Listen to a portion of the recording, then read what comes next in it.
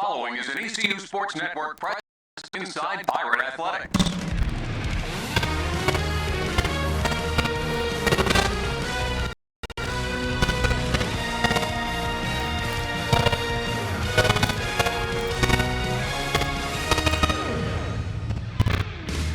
Inside Pirate Athletics is brought to you by ECU Health, the official healthcare partner of ECU Athletics. Pepsi, the official soft drink of Pirate Nation.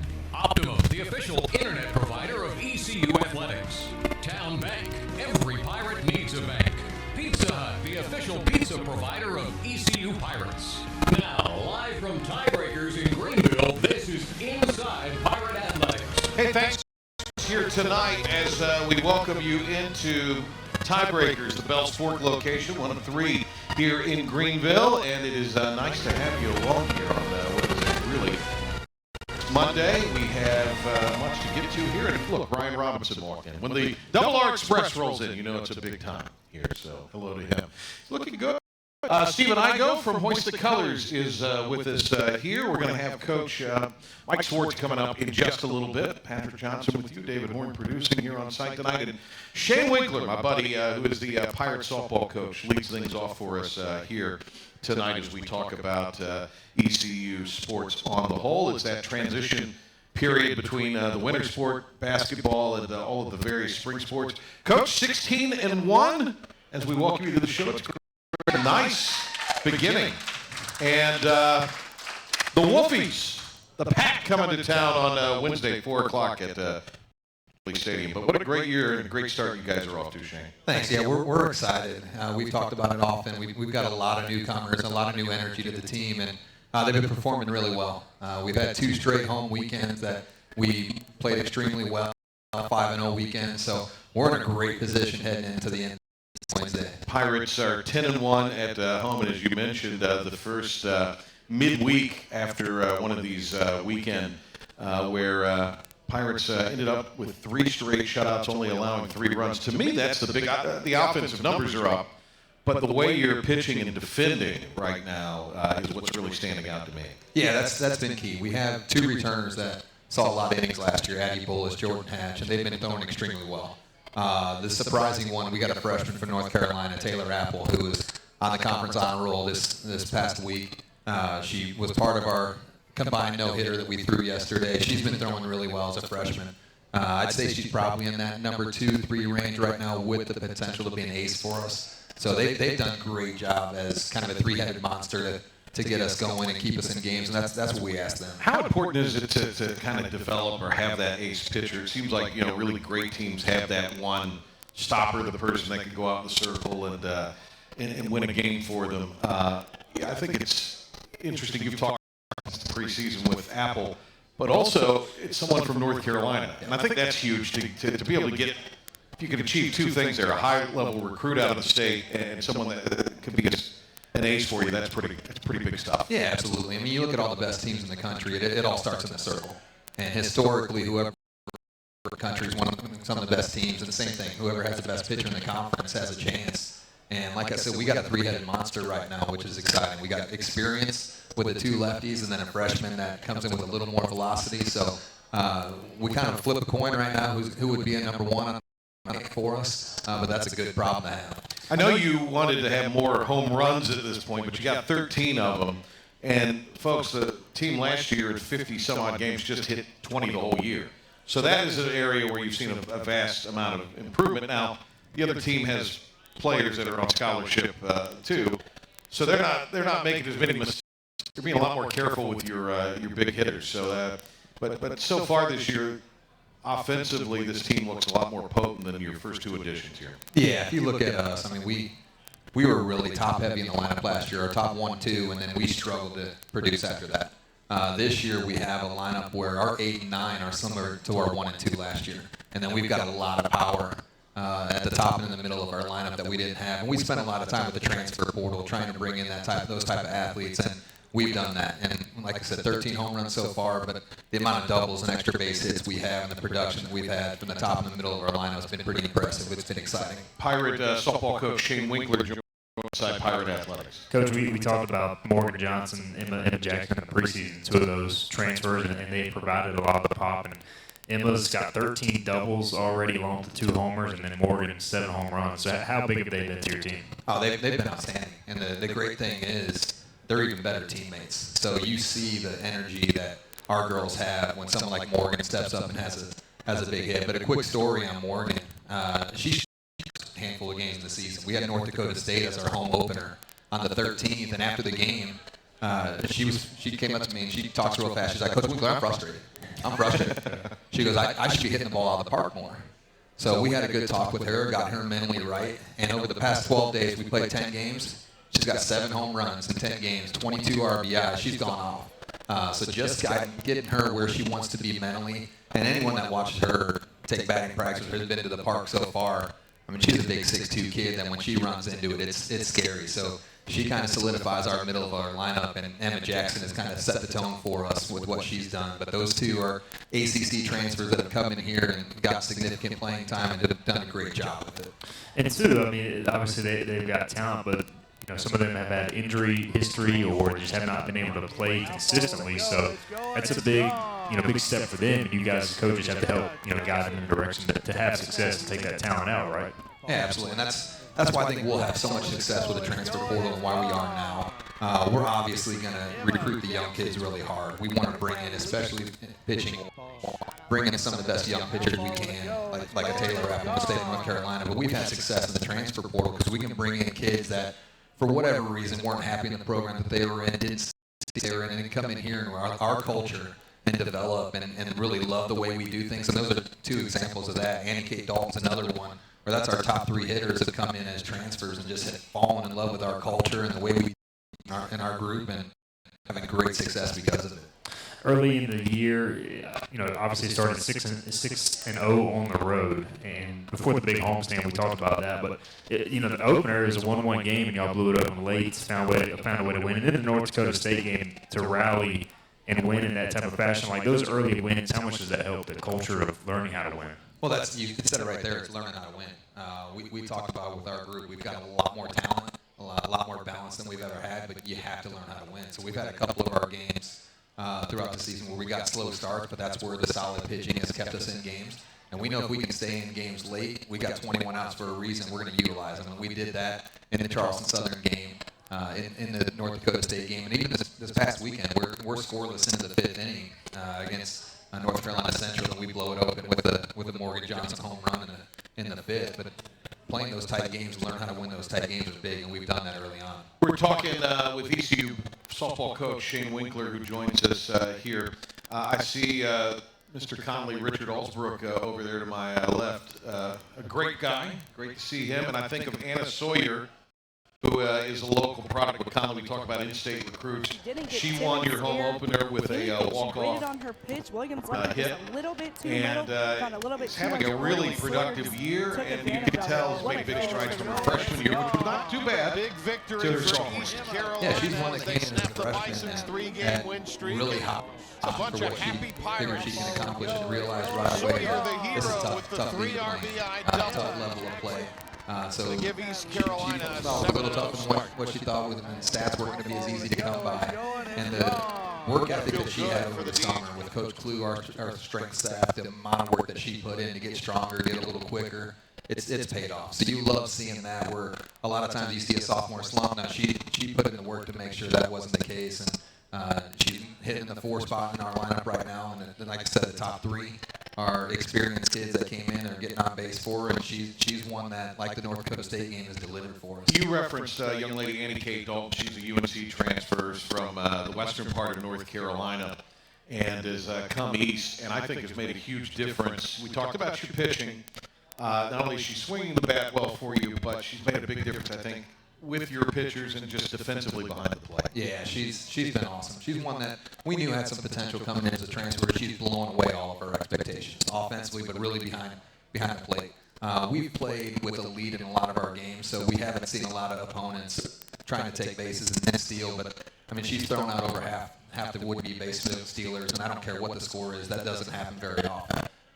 With her accuracy, shortstop that is a young kid, and MK Scott that will stick in there and make a play for her. But yeah, Annie Kate Dalton has set the tone for us defensively, and we know what she can do offensively. But just being our quarterback there behind home plate has been big. Technology is a wonderful thing. I was just on a Zoom call with the NC State head coach about an hour ago here over in one of the booths, getting ready for the ESPN Plus broadcast on Wednesday. So talked with her. She came from LSU, so there's staff that has, I mean, it's a whole new staff there at NC State, and they're doing more than just trying to hit the ball in the park now. They're running, they're playing better defense.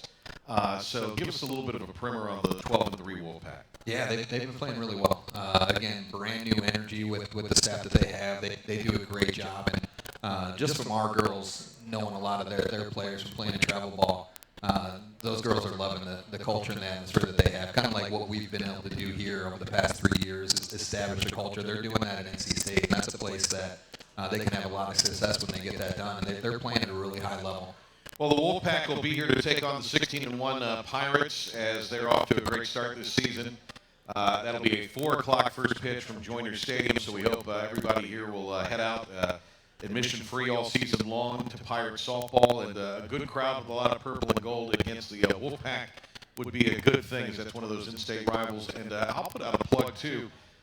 Painted Black game on March 6th against nationally ranked Duke. That's a doubleheader that day starting at 4. So a couple of in-state rivals. Appalachian State also coming to town this weekend. Just beat the in-state team. I love to beat the in-state That's the goal. teams. That's the goal, especially absolutely. here before conference starts. All right, Shane Winkler's done a fantastic job with this Pirate softball program, a great culture, and has really turned things around, and it's showing with the 16-1 beginning. Coach, looking forward to Wednesday, and thank you for coming out here tonight. Absolutely appreciate you guys. All right, Shane Winkler, everybody. They're off to a fantastic start. You also have Pirate baseball winning 2 out of 3 against UNC, so that's a good thing. Absolutely, just an insane, electric day at Winkler Stadium on Sunday, and one of the best games you'll see as far as college baseball. No, absolutely. So good things this weekend as far as softball and baseball go. All right, we'll bring in Mike Schwartz. We'll talk about ECU basketball on the other side of this timeout. Tough one for ECU on the road at Rice in Houston over the weekend, and we'll discuss that. But again, a reminder, ECU softball off to the 16-1 start this season. They will host NC State Wednesday at 4. Admission to softball free all season long. We're at Tiebreakers tonight in Greenville. This is Inside Pirate Athletics on the ECU Sports Network. We call it drive. The unrelenting desire to become the person you were born to be. Ignited by a moment. The realization that a future you could only dream of is within reach. At East Carolina University, you won't just imagine a path. You'll forge one through hard work and the success that comes without surrender. The journey that leads to your future. And this is where it begins. He ran a red light and T-boned me. Got rear-ended on my bike. His fault. End of story. No brainer, right? Just when you think you've got it all figured out, you realize you need Wayne Harvey. Injury cases are never simple. There's always more to the story. Offers you can't refuse. But it's my job to get you a fair sum. Been in a wreck? You need the Wayne Harvey difference. Being on your side means bringing you the most up-to-date and accurate information. We know how important it is for you to be informed on what's happening in your community. Whether it's the latest developments in local news, Or knowing what to expect for the day ahead with your Storm Team 9 weather forecast. Morning Edition has you covered. across the east will soon have a new spot to play the game. Buzzing and trending news today. Watch WNCT 9 Morning Edition weekdays from 4:30 to 7. We had other companies out, and Easy Pro easily beat their price. We are offering $1,000 off your bathroom remodel, plus an additional $300 off if you act right now. Give us a call or go online to easyprobathsexpress.com. Halloween Eagles all around the east. From Atlantic Beach, Newburgh, Ocracoke, Newport, Emerald Isle. When did you get here? Just now. Jacksonville, Washington, Kinston, Beaufort, Morehead City, Goldsboro, Aden, Elizabeth City. And from Greenville, we're living, loving local. If you want the latest in local news, reliable Storm Team 9 weather forecasts, and everything in between, we've got you covered. watch 9 on Your Side Morning Edition. Weekdays from 4:30 to 7. Trust WNCT 9 and Your Side News. Awarded for excellence with 17 honors, including TV News Anchor Team of the Year, Ken Watlington and Courtney Courtwright. Good afternoon, everyone. I'm Ken Watlington. And I'm Courtney Courtwright. Thanks for joining us. And #1 in covering investigative and political stories. Well, WNCT is your local election headquarters. Now, the bill will be voted on shortly in the House before heading to Governor Cooper's desk. Thank you for letting us be on your side. Real fresh, real fast. Royal Farms. You're listening to Inside Pirate Athletics, live from Tiebreakers in Greenville.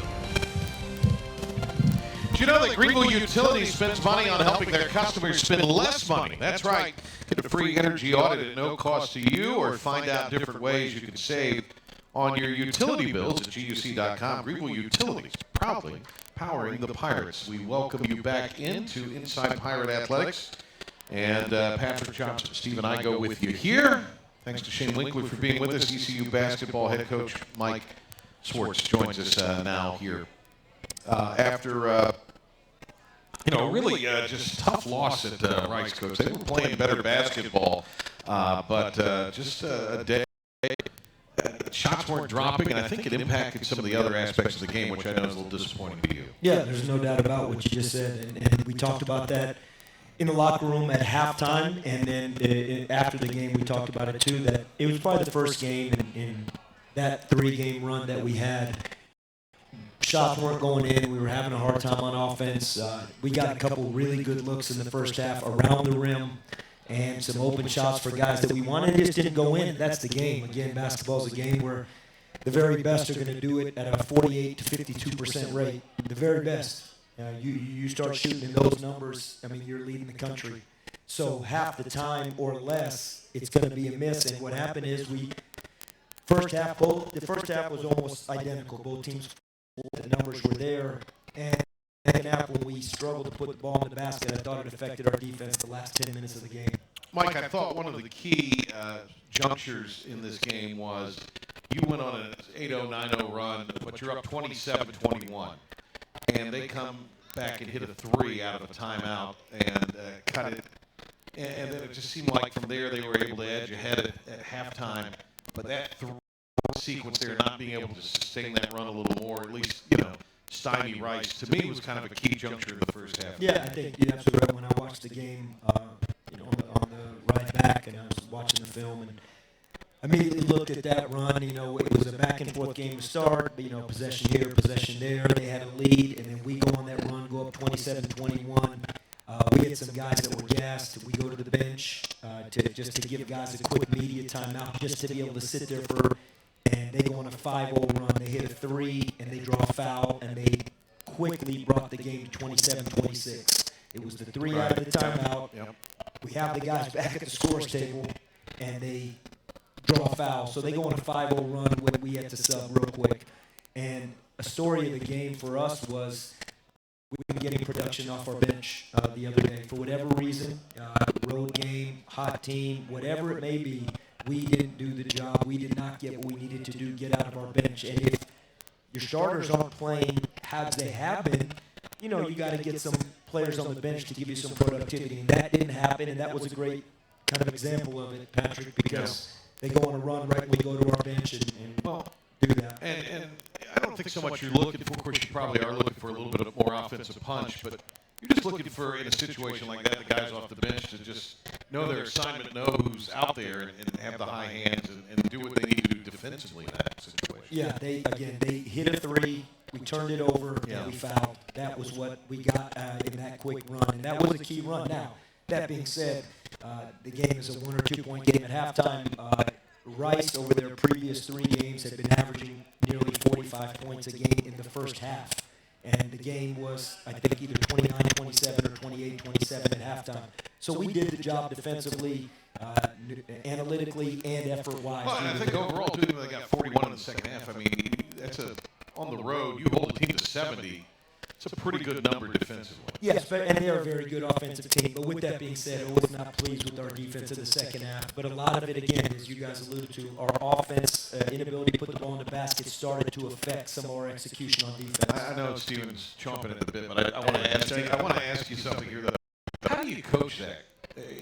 To not, I mean, because that's a mental thing. I mean, defense is effort, and it's, and great teams, no matter how poorly you're playing on offense, they defend. This team has the ability to defend at that level. So is that just youth coach? Is that just kind of the something you got to get the players as a whole out of that kind of mentality? Yeah, I think there's no one definitive answer to that. I will tell you this, though, a couple things. We've been in those games, obviously, because some of our wins prior to this 3-game winning streak were rock fights. Wichita State, Temple, both games, the Tulsa win. These were games that were the North Texas game that we ended up losing at the buzzer. These are games that are in the 50s, and we defended even when we weren't scoring. I think what happened was 2 things. Obviously, we've said it before, making shots, offense, scoring, that's fun, that's sexy, that gets you adrenaline going. And we had 3 weeks of that, 3 games of that. So all of a sudden, it felt different not being able to put the ball in the basket, so that's one. And then the other thing is this, Patrick. I think that learning how to win, which this ball club is doing, this program is doing, you go through those ebbs and flows. And I know we're capable of doing it. We've done it before. But doing it at a consistent level on the road, that's where we're still getting to. David Horn says we need to take a break.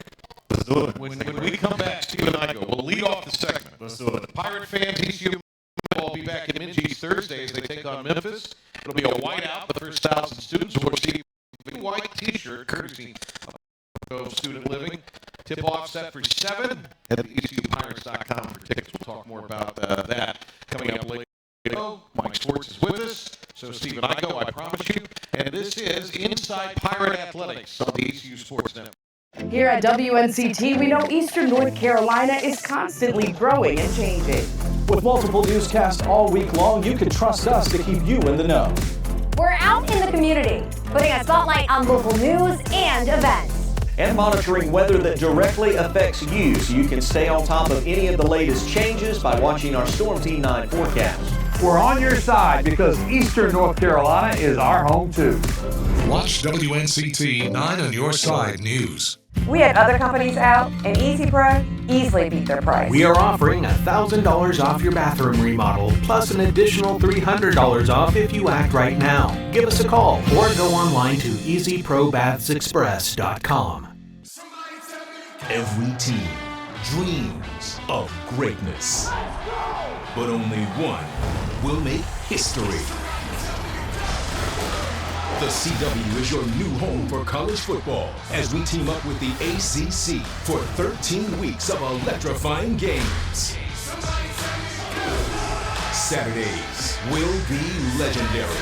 The ACC on the CW. It all kicks off Saturday, September 9th. He ran a red light and T-boned me. Got rear-ended on my bike. His fault. End of story. No brainer, right? Just when you think you've got it all figured out, you realize you need Wayne Hardy. Injury cases are never simple. There's always more to the story. Offers you can't refuse. But it's my job to get you a fair sum. Been in a wreck? You need the Wayne Hardy difference.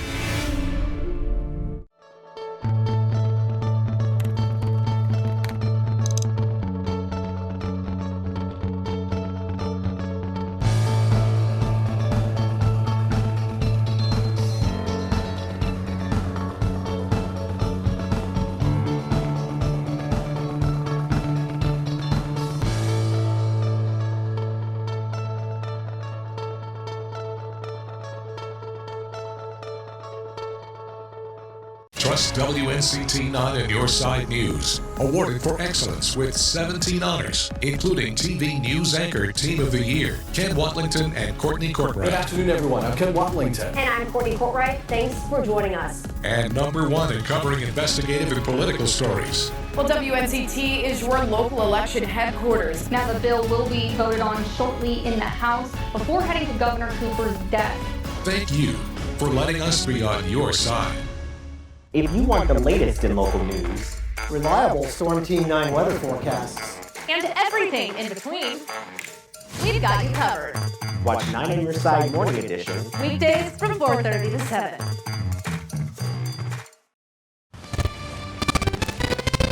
You're locked on to Pirate Athletics, live from Tiebreakers in Green. We got all the heavies here, the big guys here, Matt Maloney, Coach Gary Oakley, Coach O, after this fall weekend, and Mike Schwartz is with us here inside Pirate Athletics from Tiebreakers, and this is the ECU Sports Network. Pirate fans, Food Lion is the proud sponsor of the Score to Give More program this season. Total of 336 free throws made by the basketball team, but Food Lion has donated as a result 30,000 meals to help our neighbors in need. Steve Igo's chomping at the bit here. Coach Wayne Schwartz, and he is here. He's been here the whole time. So he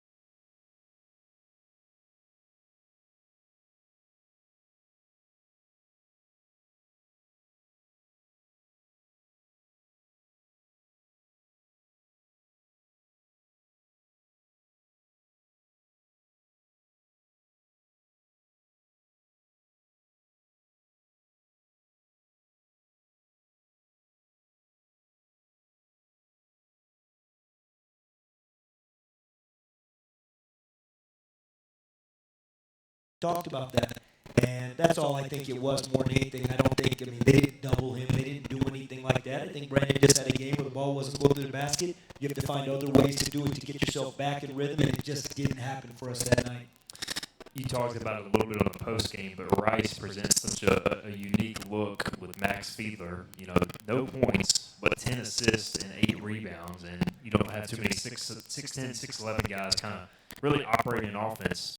What challenge does that present in I don't know, from facing that sort of attack? Well, I'll say this, that it is the most, it's the most unique situation in terms of playing against a center that leads the leads the conference in assists. I mean, he leads the American Conference in assists at the center spot. He had 10 assists as a team. We had 10 assists. It puts obviously the way they can space the floor when they have someone 6'11" at the top of the key. He's very hard to trap in the post. Our trapping post defense has been very effective for us. It's hard. He's 6'11". He sees over. He's a dynamic passer. He almost plays like Jokic from the Denver Nuggets. That's how he passes the ball. So as far as learning,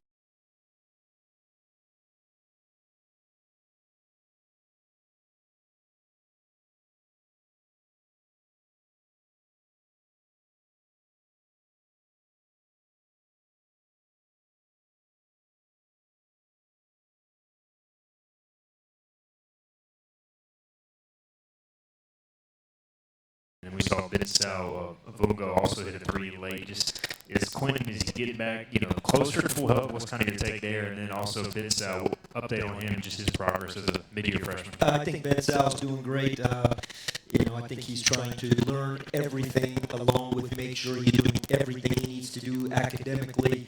He's on a very regimented academic schedule because of when he arrived and making sure that he gets caught up. So that is number one priority, and he's doing fantastic with it. He has to leave our practices early to make sure he gets to classes in the morning.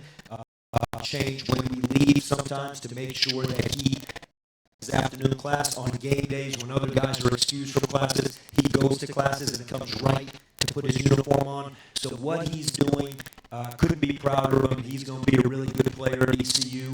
I thought because of that style of play we talked about with Fiedler, that was really the only reason he didn't play in the first half, but he went in and gave us what he did at the end of the game. Quentin is dealing with this nagging injury. The bottom line is that today he was good for a portion of practice and then kind of, it stung him a little bit. And it's just something, it was a nasty ankle sprain on January 2nd. And, we may not say for the rest of this season that he got back to 100%, unfortunately, but what he can every day and what he does give us in the game, proud of Quentin for fighting through it. Going back to Ben Sal, such a unique circumstance, and for him, how much can getting in early and then this offseason, it feels like he could make a pretty massive leap there. Just getting this experience now and kind of getting a head start. Just like athletically, you can see the potential. You can see he's got a pretty good shot. So how much does getting in early help kind of his long term? To be honest, and we've talked about that with him and as people around him, that really that's the real benefit of this. And I'll say something else. It's a tough situation to come in mid-year and do that. He's played in just about every game. We've won games that he's played in. And here's the other thing that I think probably from the outside is never known. Without Ben Sal, we sometimes wouldn't have enough guys to practice. There was a moment when Ben Sal got in here early in January. Quentin was out. Ben Biella was out. Bird was dealing with a nagging injury. We were dealing with where we didn't have enough guys to really. Someone has to go and battle against R.J. Felton every day in practice. Right. For R.J. to stay sharp, someone has to battle against whoever it may be, Cam Hayes, Brandon Johnson. And so what Ben Sal did, and he brings it every day in practice, and we talked about it. The way he had a great practice today, but that keeps R.J. sharp. And we're going to get this program where iron sharpens iron every day, and Ben Sal helped us get there in the month of January. I might ask you about R.J. Felton. We'll do it next segment specifically. But you mentioned Biala. What is his status as far as what he's dealing with injury-wise? He had to have a knee procedure just to allow him to heal what he was dealing with or go through, and so we won't have him for the rest of the season as we talked about that we thought that it could be, and that's just the status. But he has not practiced really for quite a while now. And Val seems to be doing okay with the mask and following that nasty broken nose. Yeah, Val's okay. And Val was as disappointed as anybody from the other day that he just didn't have the performance that he had been having. And we didn't need it, but sometimes there's games like that. That's what sports is, on the road, playing against older players. And sometimes, whether it's a silly foul or it's a broken assignment or it's a drop pass, whatever, he had a nice short roll and he finished at the basket on a great action that we ran, and he scored. And so one of his better games, but we bounced back. He's a big part of this team. Pirate basketball back in Minji's on Thursday with Memphis coming in. We'll talk about the Tigers, but first, Pirate fans, football season tickets are on sale. Season tickets start at just $115 and payment plans are available. Purchase your tickets right now. Head to ECUPirates.com. We're continuing on here from Tiebreakers in Greenville, the Bells Fork area. This is Inside Pirate Athletics on the ECU Sports Network. He ran a red light and T-boned me. Got rear-ended on my bike. His fault. End of story. No brainer, right? Just when you think you've got it all figured out, you realize you need Wayne Hardy. Injury cases are never simple. There's always more to the story. Offers you can't refuse. But it's my job to get you a fair sum. Been in a wreck? You need the Wayne Hardy difference. We had other companies out, and Easy Pro easily beat their price. We are offering $1,000 off your bathroom remodel, plus an additional $300 off if you act right now. Give us a call or go online to easyprobathsexpress.com. Watch 9 on Your Side Weekend Edition on the CW. That's right. If you missed the 6 o'clock newscast, switch to the Eastern North Carolina CW for WNCT 9 Weekend Edition news at 10. Then come back here for more local news at 11. On Your Side all week long.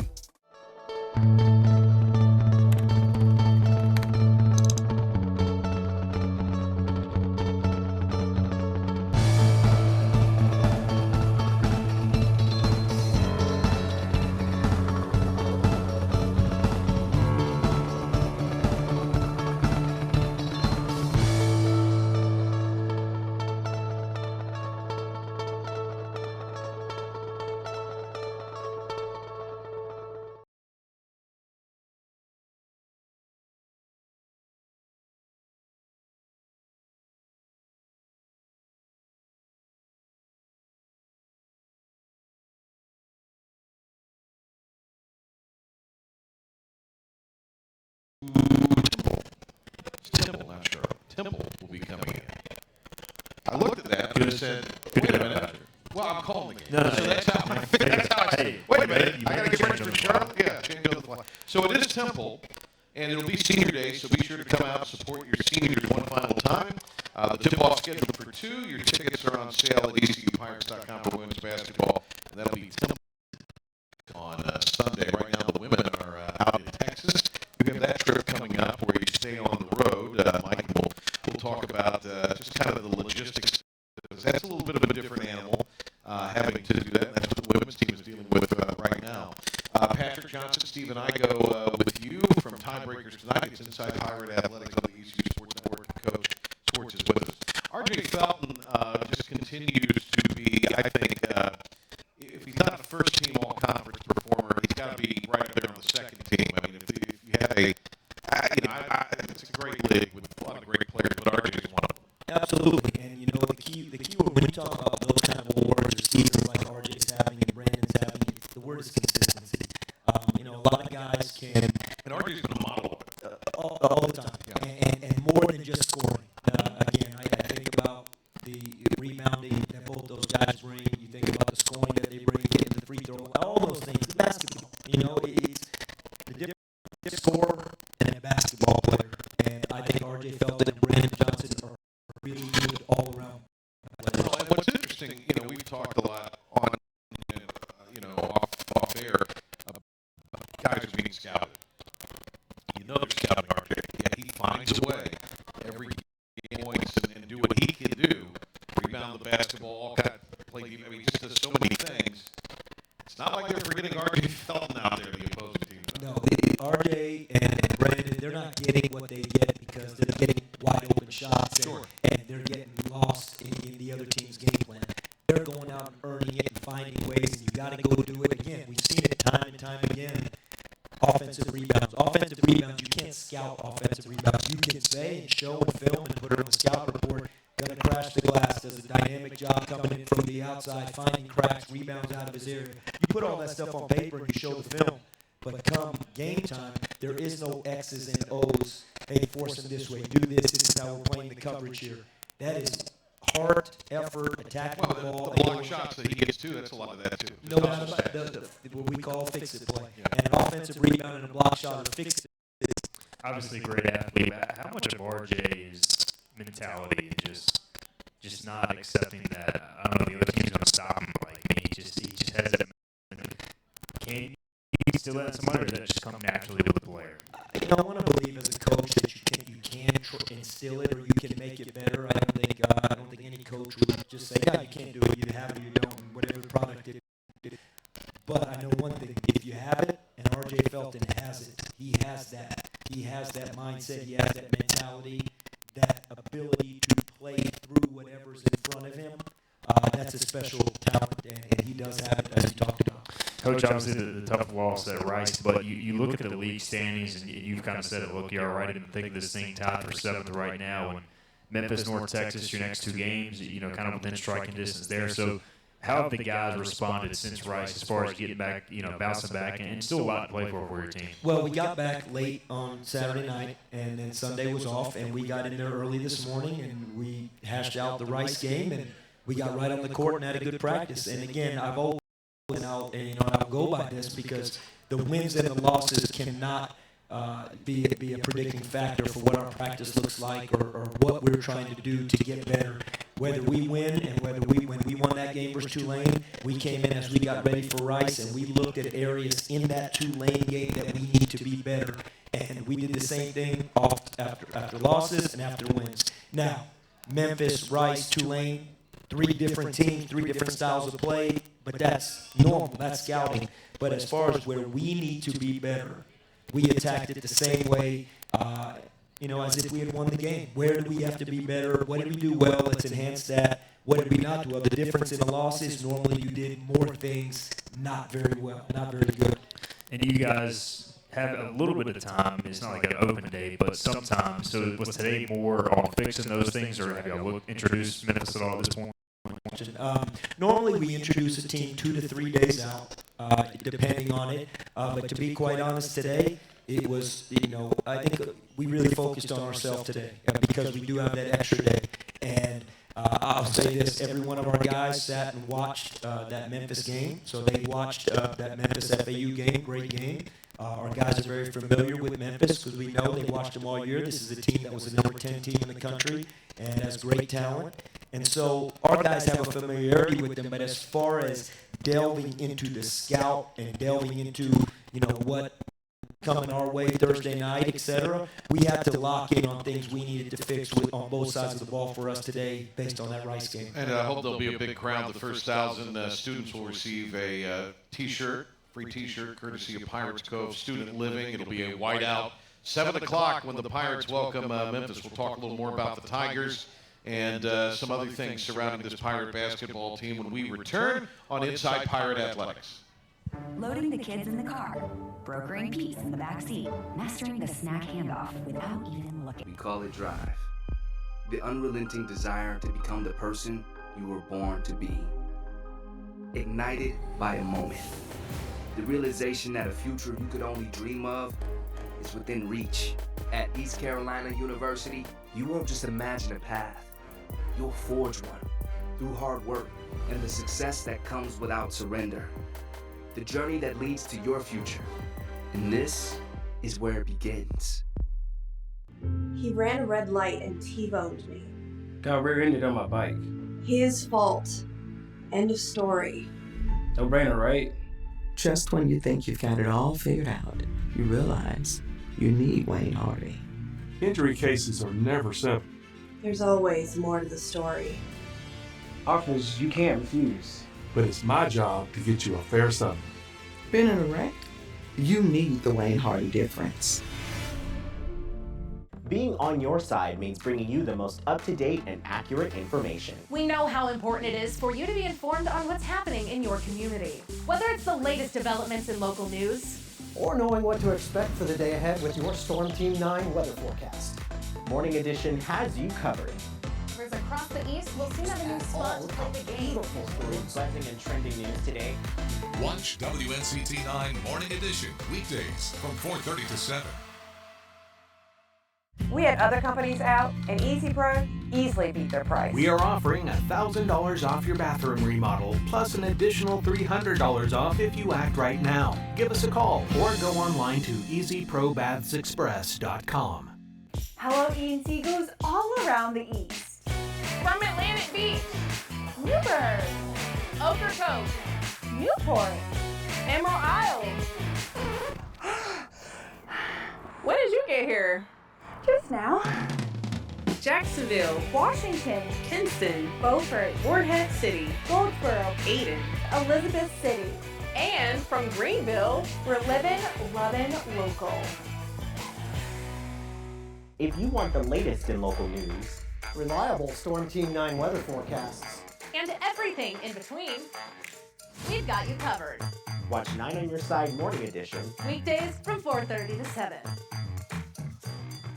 Trust WNCT 9 and Your Side News. Awarded for excellence with 17 honors, including TV News Anchor Team of the Year, Ken Watlington and Courtney Courtwright. Good afternoon, everyone. I'm Ken Watlington. And I'm Courtney Courtwright. Thanks for joining us. And #1 in covering investigative and political stories. Well, WNCT is your local election headquarters. Now the bill will be voted on shortly in the House before heading to Governor Cooper's desk. Thank you for letting us be on your side. Wednesday when they take on in-state foe Elon. First draw scheduled for 5 p.m. Admission is free. To be sure to head over there and support your Pirates, the lacrosse team playing Elon on Wednesday. You know I knew first draw, did you? I did not. That's good terminology there. Impressive there, I know. We continue on here with Inside Pirate Athletics. Coach Mike Schwartz joins us. The Pirates have Memphis coming up Thursday, a 7 o'clock tip from Williams Arena, Minji's Coliseum. Meet a big crowd with the Tigers coming in. They had, we were talking a little bit about Memphis here in the break. They did have the injury to one of the guards, and I think that's a big thing. Everybody says, oh, what they had going before the holidays was disrupted with the midseason transfers. I think anytime you lose a dynamic guard, that's a problem in today's game especially. So that's it. And I mean, wouldn't you know it, they've got the game on replay and one of the mini screens and tiebreakers here with FAU. And they end up winning that game to the Tigers. They're playing really, I mean, they throttled Charlotte. They're playing pretty good basketball right now. Yeah, they just played two of the top teams in the league outside of South Florida, and they won both of them. They had a big win versus Charlotte, huge win versus FAU in a really great high-level basketball game. And you made note about they lose Mills. Mills had played at Florida State. He had played at Houston. Yeah. He's a really good guard. North Carolina. He's from the state of North Carolina. And he is a really good guard. And I've heard Coach Hardaway talk about it, that sometimes can just for a second disrupt the team's rhythm. But you look at what they did in the preseason, non-conference, I should say, and then how they got off in their start to conference play. They've had one bump in the road, one stretch.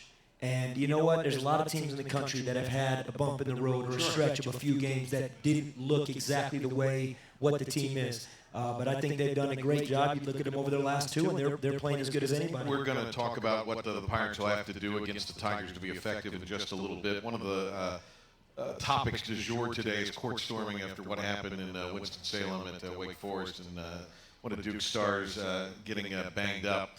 Have you ever been in a court storming situation? And I mean, that's, kind of, what is your take on that? Because it seemed like, by and large, it seems like they do a really good job now of keeping the players and the coaches shielded, security does from the students and the fans.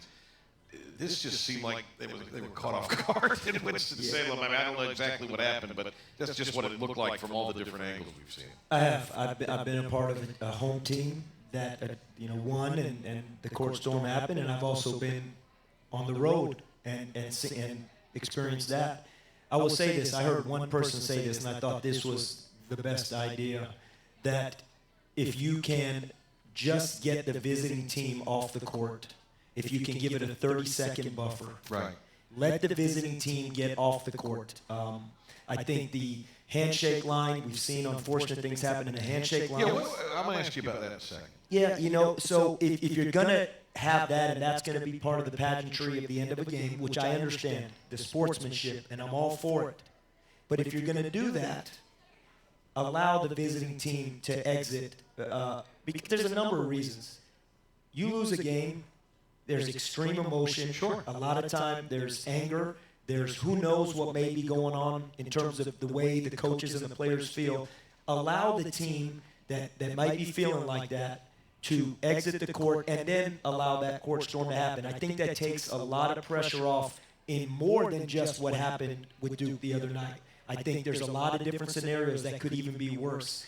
So that would be, I think that would be a good way to keep it. You know, I grew up in a basketball household, so I mean, as you say, there's the pageantry. It's a time-honored tradition, the post-game handshake line. I mean, it's one of the good things about the sport. A lot of talking heads, has it outlived its usefulness? I mean, it's more of a societal issue. I mean, to me, that's something that needs to continue in college basketball. But what do you think, Bob? I would agree with you. I think game ends. I think you do it. I know when I go through it, win or lose, there's a sportsmanship, a respect factor. A lot of time, you know the other coach, or you know the other coaching staff, and so from a coaching standpoint, but just players to say, hey, we just battled. So many guys know each other now, too. Yeah, so yeah, that is. The unfortunate thing is, you see, I saw the other night at the Southland Conference, I think they suspended 8 players. That was between Incarnate Word and maybe A&M Corpus Christi. Well, just unfortunate situations happen. I don't know the situation there, but how much of this is, you got guys that maybe are in the program for their first year, and they're only 20 games into it. So they may be, in other words, they came from a program where maybe it was a little looser of a ship. I mean, in other words, there's just such a dynamic among the roster now that you just don't have guys that are maybe bought into the culture in certain places. To be quite honest with you, Patrick, I don't think it's about that because what I think it's about is that you have a really intense, high emotion game. And you know what? Usually if a game is a 25-point game, unless there was something really ugly happening during the game, usually those handshake lines, the game has been decided. But when there's games that come down to the last minute or there's the last 4 minutes and it's intense and there's a lot on the line and who knows what happens during the game, and then all of a sudden the game ends and within 15 seconds you're walking with a cordial handshake line, I think that no matter how good the sportsmanship is, you run the risk of things happening because of those emotions. You add a court storm. And then you add that. I think, you're playing with fire a little bit. Like after the, not to bring it up with the North Texas game at home when y'all lost, like you got to turn around and go shake the other person's hand after losing a heartbreaking fashion. I'm sure it's not easy to do for you and the team. Yeah, and look, I've heard a lot of things in handshake lines. I've heard things from other players. I've heard things, and our guys go through respectful, but I know sometimes they're pissed off after a loss. I mean, I'm pretty sure that Brandon was pretty angry after that handshake line. He was involved in that last play. He was involved in you going through, and normal time they're still celebrating as they should be. I mean, the guy makes a shot like that, and in 1 second just go from cheering, getting maybe jumped on and this and that, and then you just turn and you start walking. I mean, there's a human element to all this. Sure. And so I really believe that 30-second buffer, if they could do it, and they could allow just the teams to, they allow a cool-down period in a post-game locker room before media goes in there because they know a lot of emotion. I think in situations like that, if they did that, I think it could help. Coach, South Florida, you mentioned them. They won 13 in a row, and right now they've got a 3-game lead over both Florida Atlantic and Charlotte, and in the loss column over UAB. 4-game lead over SMU. I mean, they're just playing. The Bulls are tremendous basketball right now. I was really impressed with them when they came in here to Greenville a few weeks ago. Yeah, great. They really are, and I think Amir's done an awesome job there. One of the things that I think really helped that ball club was Amir, in his 4 or 5 years at Kennesaw, they go to the NCAA tournament in that final year. He gets the position at South Florida, and 3 of those veterans join him out of the transfer portal. And so and I heard him talk about this. This is him speaking about it. From the outside in, you see it. But when I heard him at the halftime of one of the American Conference games, he was getting interviewed by Tom Crean at the studio, and he said those guys came in and really implemented that culture right away. So it was almost like their team kind of hit the ground running with those guys. And those 3 guys really helped them, and it starts with Young, an all-conference player, an absolute all-conference first-teamer. We've got more coming up here as we talk Pirate basketball. ECU will have Memphis on Thursday at 7 o'clock. A lot of fans will be out for that. Don't forget Pirate softball. 16-1 start, and they'll host NC State Wednesday at 4. And that is free admission all season long at Join Your Family Stadium. Stay tuned. More Inside Pirate Athletics from the ECU Sports Network straight ahead. Here at WNCT, we know Eastern North Carolina is constantly growing and changing. With multiple newscasts all week long, you can trust us to keep you in the know.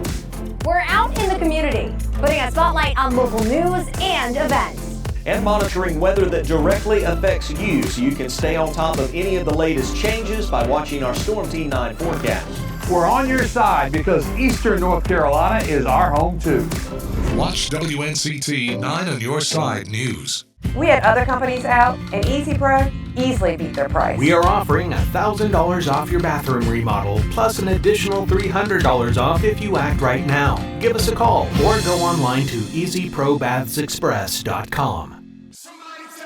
Every team dreams of greatness, but only one will make history. The CW is your new home for college football as we team up with the ACC for 13 weeks of electrifying games. Saturdays will be legendary.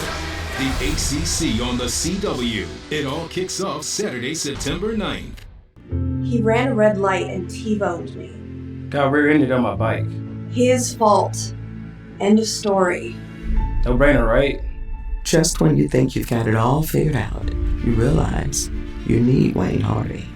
Injury cases are never simple. There's always more to the story. Offers you can't refuse. But it's my job to get you a fair settlement. Been in a wreck? You need the Wayne Hardy difference.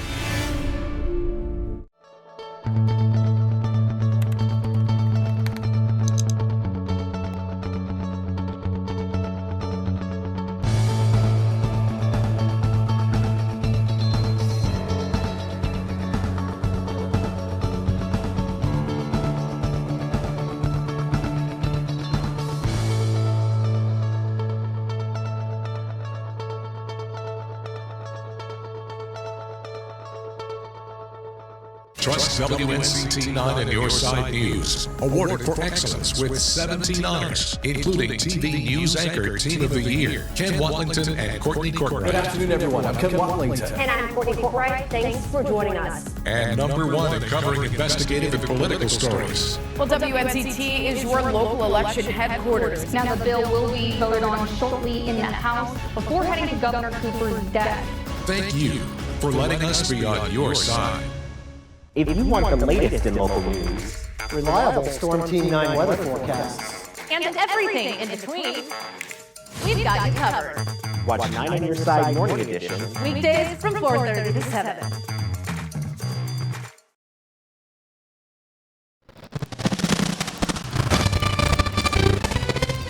You're locked on to Inside Pirate Athletics, live from Tiebreakers in Greenville.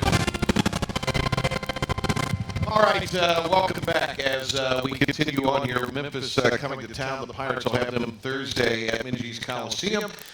Final segment of the show here. Have 3 minutes, Stephen. So go ahead and pepper Coach your query or two. Coach, I know y'all focus on Memphis, but we won't talk to you after you take off on this show at least for the Texas trip. So, just what type of logistical, I don't know if that, nightmare or challenges that provide as far as like staying on the road, kind of like an NBA road trip to a degree, right? Yeah, here's the bottom line is this. For whatever reason, the way the schedule worked out, we ended up going to Texas all in the month of February.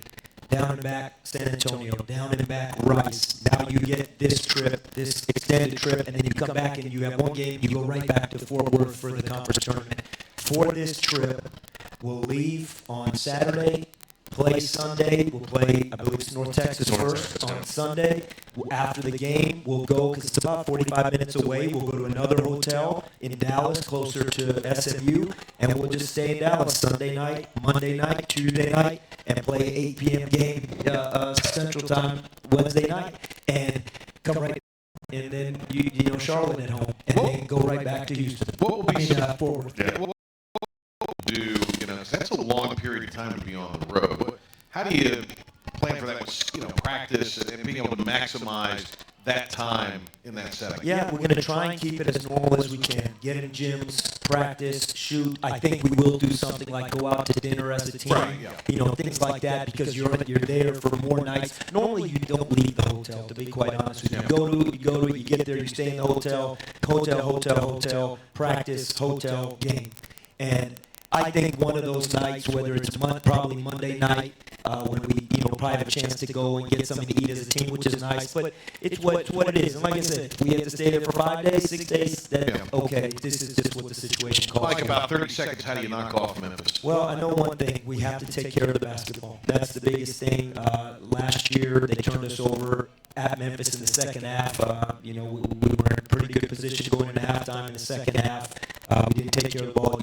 You can't give Memphis live ball turnovers. They're good enough as it is on both sides of the ball. And the other thing is, students, this is the last game where we won't be on break because it's spring break where we play Charlotte. And we know that. Yeah. So if we can pack the lower bowl with students versus Memphis, that'll help a whole bunch too. Mike, good luck, and good luck on the Texas trip also. Thank you, guys. All right, Mike Schwartz with us here. Pirates are a game back of Memphis, and they're only meeting this year in the conference standings, so a big one on Thursday.